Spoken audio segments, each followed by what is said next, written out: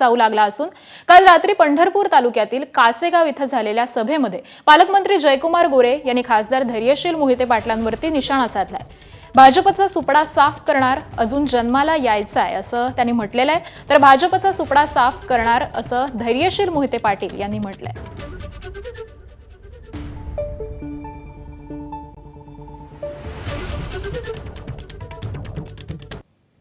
येत्या 7 तारखेला आपल्याला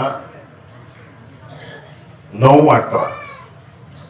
जिल्हा परिषदेचे आणि 18 पंचायत समिती सदस्य निवडून द्यायचे आणि पुढच्यांचं काय करायचंय ऐकू येत नाही, सुपडा साफ करायचंय आपल्याला।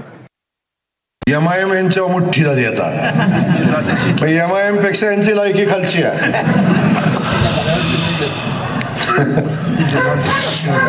काय अवस्था यांची आहे।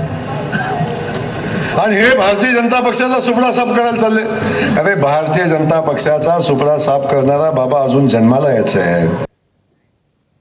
जिल्हा परिषदेचं अध्यक्षपद अट्टहासानं